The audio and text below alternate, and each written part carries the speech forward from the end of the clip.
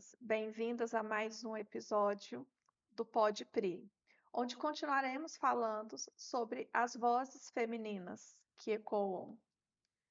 E hoje nós temos como convidada Fran Lima, uma estrategista de imagem e super conhecida como a sua blogueirinha de bairro, onde ela faz ecoar as vozes das mulheres.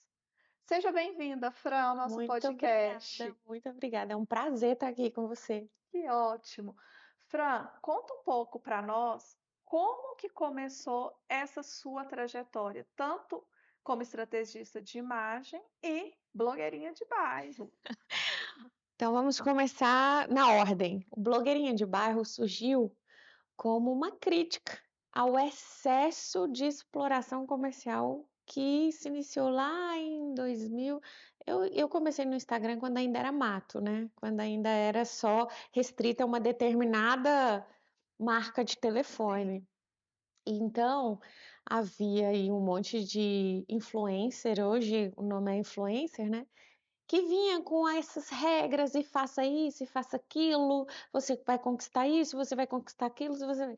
E aí eu utilizei o termo blogueirinha de bairro como uma crítica a esse tipo de conteúdo que coloca você sempre num padrão a ser seguido para alcançar determinada coisa. E todas as vezes que eu falava com os meus, porque na época eram só os amigos mesmo, ah, sua blogueirinha de bairro favorita! E aí pegou. Acabou virando um slogan pessoal, né? E a questão da estratégia de imagem foi ali no início da pandemia, quando eu acho que o mundo inteiro viveu uma, uma situação de muita ansiedade, muito estresse, muito medo, e muita gente se perdeu de si no meio da pandemia. Sim. Nós já não nos reconhecíamos mais como pessoas, como mulheres, como homens, como crianças, nós estávamos enclausurados dentro de casa. Quem somos nós? Sim. Então, é aquela premissa, né? Se eu tô na minha casa, ninguém tá vendo, pijama, roupa de político rasgada, porque é confortável, e Sim. pronto. E a gente foi se perdendo na pandemia. Acho que todos nós passamos por isso. Só que isso me levou a uma depressão muito grande. Como sair dessa depressão? Construindo uma nova imagem de mim dentro de um cenário completamente atípico para todo mundo. E aí eu comecei a fazer cursos e cursos, a entender como era só meu rosto que aparecia nas reuniões, Sim. como é que eu potencializava a minha imagem por meio do meu rosto. Então eu comecei a estudar por traços faciais, o que que esses traços diziam, qual o melhor formato de óculos para quando eu estou muito para baixo, quando eu estou muito feliz e eu tenho que baixar um pouquinho a Daí surgiu bola. a paixão por diversos óculos. A paixão veio acumulada e nesse métier acabou dando um boom. Boom. Então eu saí de um universo X para um universo muito, muito, muito mais que X, para brincar justamente com isso. E aí eu fui me resgatando. A partir disso, fui me resgatando. Comecei pelo rosto, depois do rosto comecei a voltar a me arrumar, não mais porque eu ia sair, mas quando eu passasse pelo espelho e olhasse, falava, opa, Tá. tá bonitinha. Sim. E ali a gente conseguiu construir uma nova imagem a partir de alguns estudos. E aí eu me tornei estrategista de imagem com a pandemia. Que legal. E eu queria que você compartilhasse com a gente um pouco da sua história, da sua trajetória, de uma mudança que você teve, que foi através da atividade física. Como que foi essa virada de chave de uma pessoa que não suportava atividade física para uma pessoa completamente diferente e que inspira outras pessoas? Realmente não suportava. Inclusive, eu dizia, gente que malha é desnecessária na vida do outro, né? Porque obriga a gente a reconhecer que não vai fazer isso. Sim. Eu sempre tive uma relação disfuncional com o peso. Vivi altos e baixos, saí da obesidade mórbida para magreza extrema, obesidade mórbida para magreza extrema. Enfrentei transtornos alimentares, eu tive bulimia, passei pela anorexia. Então, nunca tive uma relação funcional com peso. E nós mulheres, principalmente, crescemos com a ideia de que para ter sucesso é necessário ser magra. Então você cresce nesse ambiente, você quer ser magra a todo custo, inclusive ao custo da sua saúde. Sim. E justamente esses altos e baixos entre a obesidade mórbida, a anorexia, a obesidade mórbida, a bulimia, cobrou um preço altíssimo na minha saúde. E eu comecei a tratar as consequências disso. Então, eu comecei a tratar os rins que já não funcionavam, o coração já não funcionava bem, os pulmões já não funcionavam bem, o sangue já não funcionava bem. Até que um médico chegou para mim e disse: Olha, infelizmente vai ser a qualquer minuto. Você não tem mais saúde física para suportar todos esses altos e baixos no seu peso, com os transtornos alimentares. Seus transtornos são muito polares, né? Ou você está muito gorda, ou você está muito magra. Você não encontrou Você não conseguia equilíbrio, não equilibrar, né? conseguia equilibrar. E aí, a partir disso, eu falei assim: ok, tratei a doença até aqui. Cuidei da doença, peguei a doença no colo, dei de mamar, né? Tudo que era preciso para a doença eu Sim. tratei. Deixa eu mudar um pouquinho? Deixa eu tratar a saúde, deixa eu dar atenção para a saúde. E aí eu comecei a experimentar coisas que se encaixassem em mim. Comecei pelo Sim. Pilates, mas sair da minha casa, ir para uma academia, Yeah. ver aquele povo todo, já não era confortável. Desisti na primeira semana. Musculação inconcebível, não de jeito nenhum. E aí eu vi uma colega minha postou uma aula que ela estava fazendo, que era na casa dela, com um professor online. Aparecia só o professorzinho assim na Só a tela. carinha dele. Olha, e aí, vale a pena? Olha, faz uma aula teste com ele, vê como é que você se sente. Para mim, tá valendo super a pena, não saio nem de casa. E aí eu encontrei o meu atual professor, já estou com ele, agora dia 27 de julho desse ano fará 2 anos que estamos aí nessa mudança de estilo. E eu disse para ele na entrevista, ele falou: "O que que você quer?" Eu falei: "Pela primeira vez eu não vou dizer que eu quero ser magra. Eu quero ser livre." Há uma diferença muito grande entre ser livre e ser magro. Ser magro é eu pagar um preço que talvez a minha saúde não suporte mais. Mas ser livre é encontrar a ferramenta para ser o que eu quiser. Então eu quero ser livre.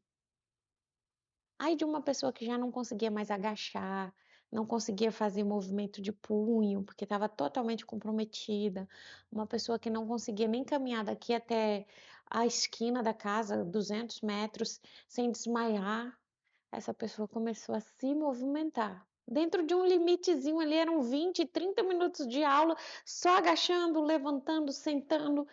Eu não levantava sem a ajuda das mãos. Eu não levantava da cama sem o meu marido me ajudar. Então eu estava totalmente dependente das pessoas ao meu redor. Uhum. E eu queria ser livre. A partir do momento que eu fosse livre, eu poderia ser o que eu quisesse. Sim. E aí eu vi os resultados aparecendo. Pela primeira vez eu não desejei ser magra, eu desejei ser livre. E os resultados vieram Como consequência da como sua liberdade. consequência.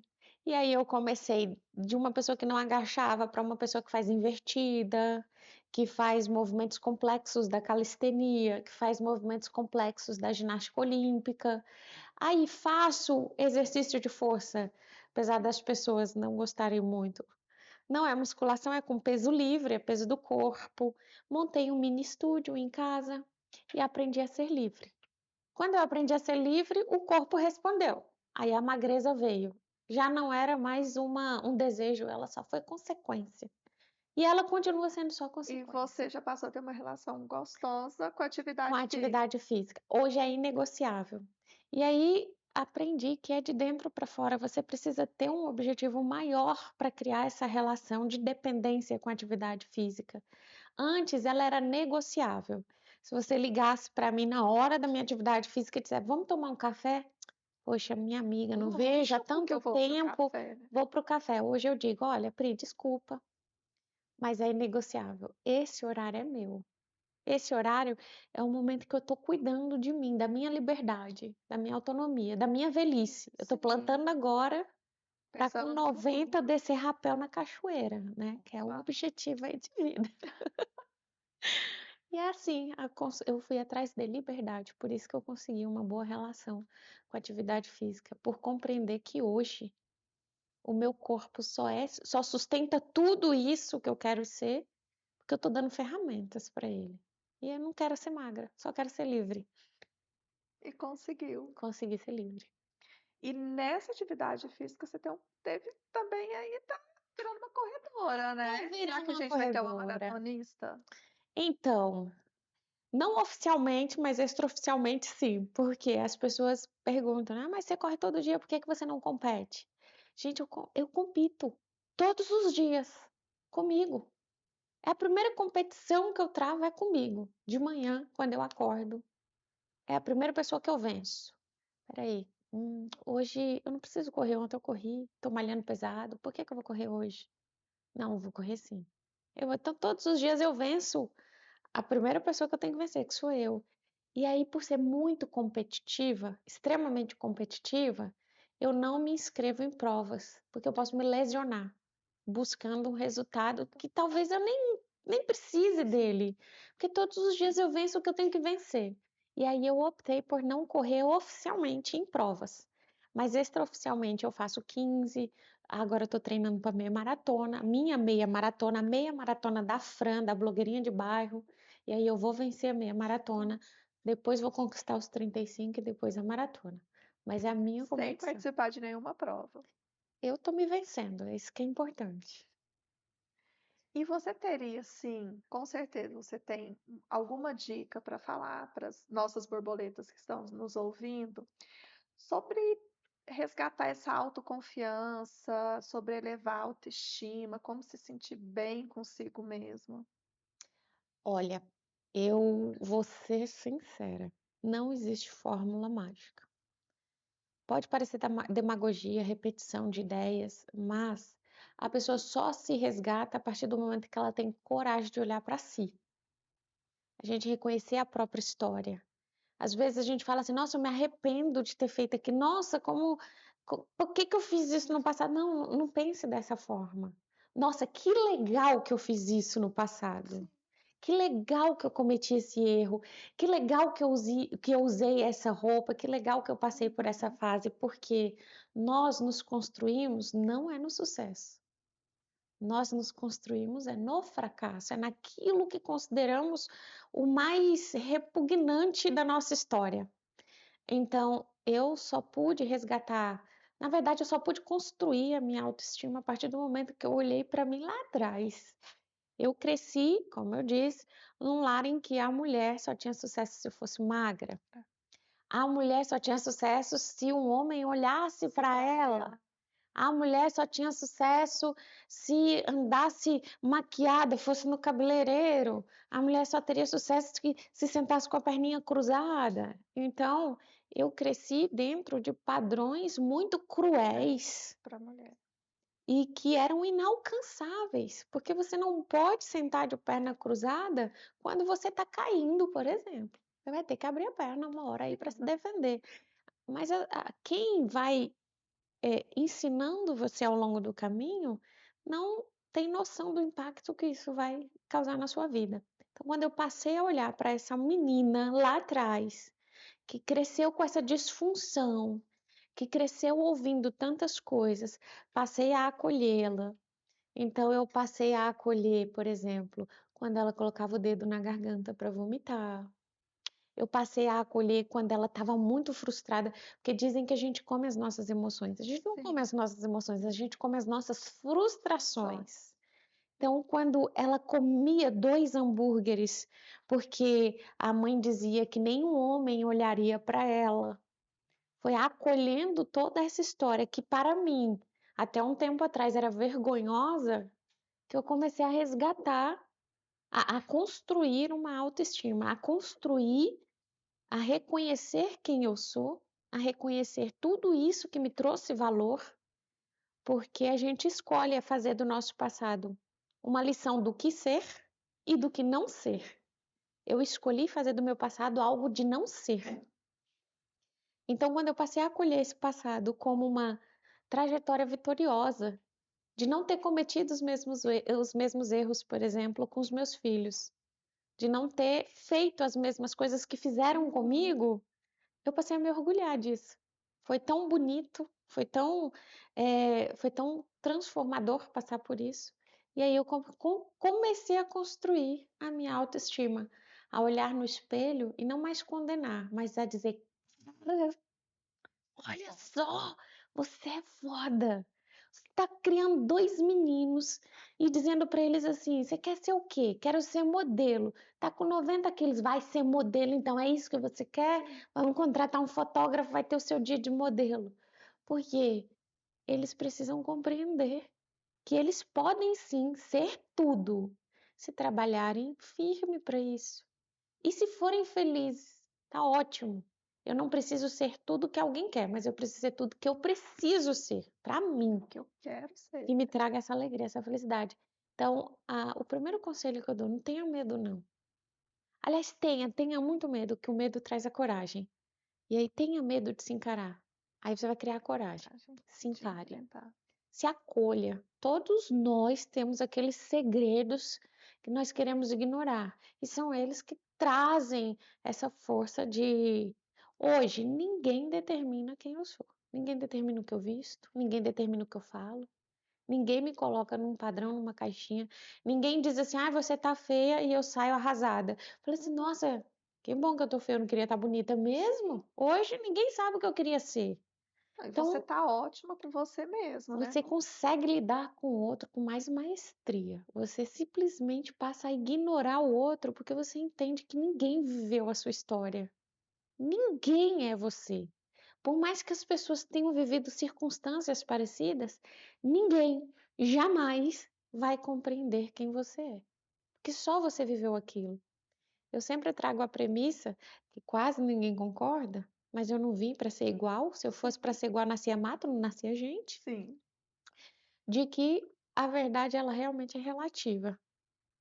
Se duas pessoas vivem a mesma situação, você vai ter duas verdades.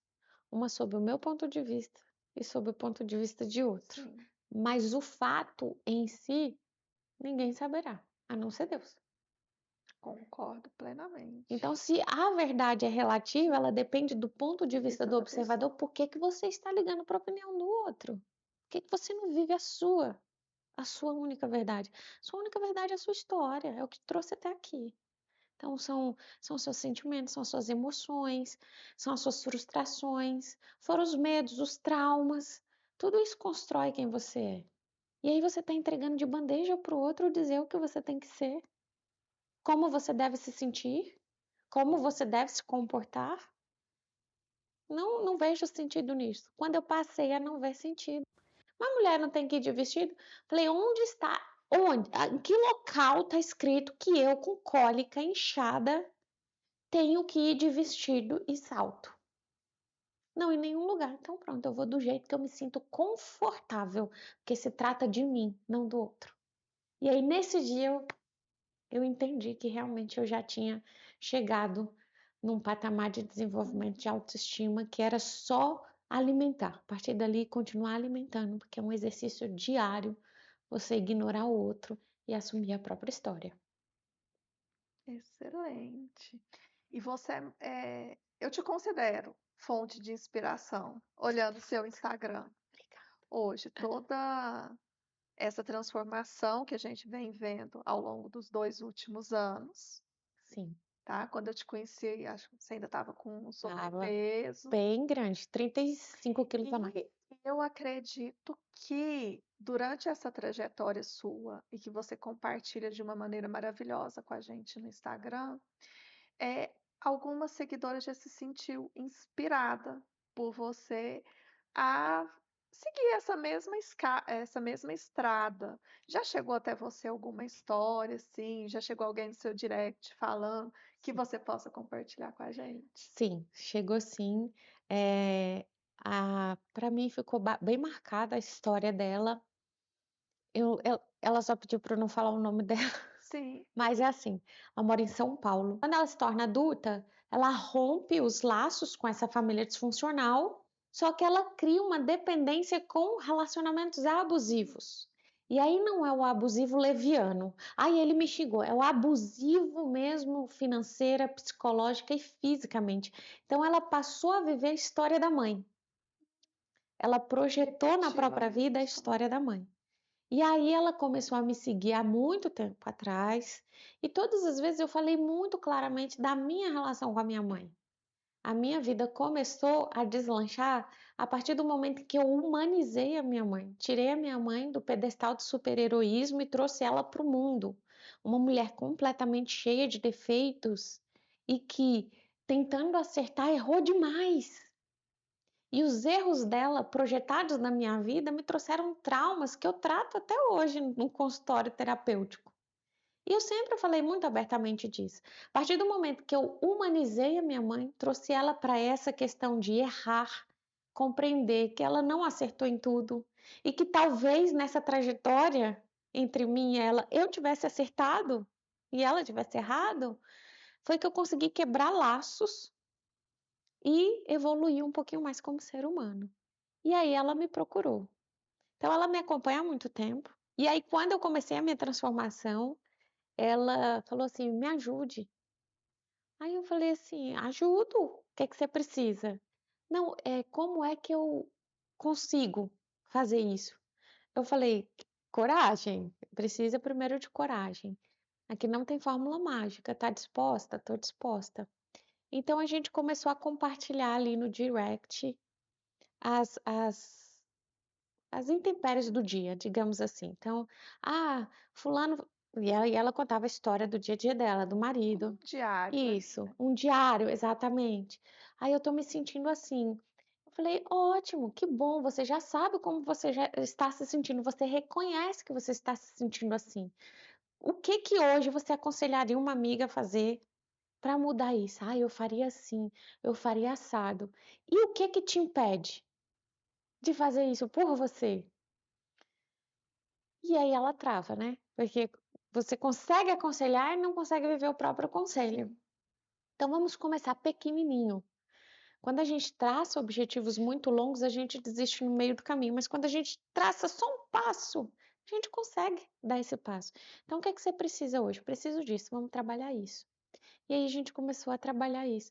Hoje, todas as vezes que eu vou correr, ela abro o direct, tá ela, tá indo correr? Tô indo correr. Aí eu vou também. É que Então bacana. ela tá em São Paulo, eu tô aqui. Só que ela meio que criou esse suporte de alguém está me motivando. Ela precisa da motivação e não tem nada errado nisso. A maioria de nós precisa de alguém ali. Bora, bora, bora. Uhum. A motivação dela é saber que alguém também está indo. Mudou a alimentação, a gente começou a trabalhar elementos de estilo dela, coisas que ela gosta, porque ela estava me copiando. E aí eu chamei ela para a realidade e disse: "Você não é a Fran, você não é a blogueirinha de bairro, você é fulana. Você tem a sua história. Vamos descobrir o que é que você gosta, Gosta, o que que quem te dá você é". prazer. Mas eu não sei quem eu sou. A gente vai descobrir, é com calma mesmo, é com paciência. E hoje ela tem aí as assinaturas dela, conseguiu sair de um relacionamento muito abusivo, aprendeu a viver sozinha e está gostando disso. E viver sozinha não é viver em solidão, é isso que as pessoas confundem, né? E ela tá super bem, e eu a acompanho, e às vezes, por exemplo, essa semana ela comprou um suspensório maravilhoso, com um laço enorme, que ela falou assim: "Nossa, eu ia dizer que achei a sua cara, mas não é a sua cara, não é a minha, porque você não gosta de laço, quem gosta de laço sou Sou eu. eu". E aquilo me deu assim, poxa, chegou no ponto que tinha que chegar. Ela já sabe o que ela gosta, ela caminha só.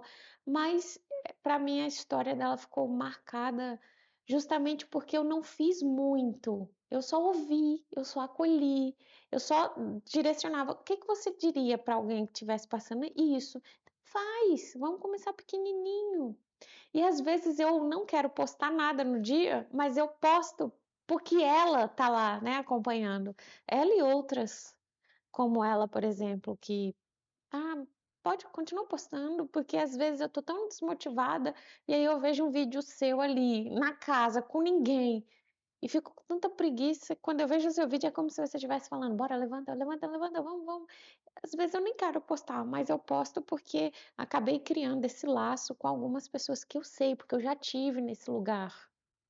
E eu sei que a gente às vezes precisa muito mais da ajuda do outro do que da nossa, até o momento que a gente consegue andar sem Pelas muleta. próprias pernas. Exato. Por isso que eu continuo postando, para isso. Maravilhoso. E agora, nosso quadro de boca aberta. Fran, conta aqui pra gente que o bruxismo era uma coisa também que te aterrorizava e que hoje nós conseguimos controlar e que Exatamente. contribuiu absurdamente para sua qualidade de vida. O bruxismo era algo que me atormentava. E foi a doutora Priscila que descobriu que eu tinha um bruxismo de vigília. Então, eu sofria bastante com enxaquecas, eu sofria bastante com torcicolos recorrente. Eu tinha mais torcicolo do que pescoço movendo, né? Dores na coluna, bastante dor no ouvido, e eu não mastigava a comida. Eu nunca tratei causa, porque eu achava que a enxaqueca era uma questão neurológica, Lógica, eu achava que ouvido o ouvido entupido. entupido Era era uma questão de otorrino, o pescoço era o ortopedista, e quando eu ia até esses profissionais, eles tratavam como se realmente fosse a causa. E aí, um dia, no dentista fazendo limpeza, ele viu um dente levemente fissurado e perguntou se eu tinha bruxismo. Falei, não sei nem o que é isso. Não, eu acho que você tem bruxismo. E mandou fazer a placa tradicional de bruxismo à noite. Só que não resolveu o problema, não resolveu. E aí nós conversamos, eu contando a história, sim, e você falou: eu acho que esse bruxismo é de vigília. vigília Você está apertando durante os o dia. dentes durante o dia. E aí você pediu para eu baixar o aplicativo Desencosta. Todas as vezes que apitasse, eu desencostar para ver se melhorava. E aí começou a realmente melhorar, mas como eu aperto demais, Às vezes inconscientemente. acabava que os sintomas continuavam. E aí você me fez a proposta de, terminando o tratamento que eu estava fazendo com o Invisalign, a gente colocar um dispositivo específico para Bruxismo de bruxismo vigília. em vigília. Mastigo melhor. As questões diretas que foram resolvidas: enxaqueca há 1 ano, zero. Torcicola há 1 ano, zero. Cervical, dor, só de treino, normal. Ouvido 100% limpo, sem zumbido, sem dor, sem nada. E os indiretos. O intestino funciona plenamente bem agora, muito obrigada, porque eu estou Tritura os mastigando, alimentos. mastigando, e aquela sensação de peso, gente, porque era um maxilar pesado que eu não conseguia nem falar, de tão pesado que o maxilar ficava durante o dia. Hoje eu falo até demais, podia até pesar um pouquinho mais para falar menos, né? Mas então os ganhos indiretos foram outros tantos, mas o do intestino ficou muito marcado por causa da mastigação, porque eu não mastigava, eu praticamente amassava o alimento no céu da boca e engolia. Então, assim, foi descobrir que eu tinha um tipo específico de bruxismo. Fazer a reabilitação desse bruxismo foi um salto de qualidade de vida muito grande mesmo. Eu até falei com você um dia desse no consultório, eu falei Sim, assim, só tirar a enxaqueca já resolveria 90% da minha vida, mas o zumbido no ouvido, eu só vi o tanto que minha vida melhorou depois que ele que não sumiu, tinha mais. que era aquela o dia todo, aquela como se eu não tivesse audição 100% e eu tenho audição 100%. Então, eu uso, ele é super discretinho, ele é pequenininho e ele fica comigo pelo menos de 6 a 8 horas por dia. E hoje eu tenho uma vida completamente diferente, totalmente deliciosa, gente. Não ter dor é muito bom. É muito bom não ter dor. E assim foi a minha trajetória com bruxismo. Muito obrigada, inclusive por descobrir. Fran, foi um enorme prazer te receber aqui hoje. Eu que Suas agradeço. palavras foram inspiração para todas as nossas borboletas. Eu que agradeço. Borboletas, continuem sempre a florescer, cuidando muito da sua autoestima, elevando ela. E eu espero vocês no próximo episódio.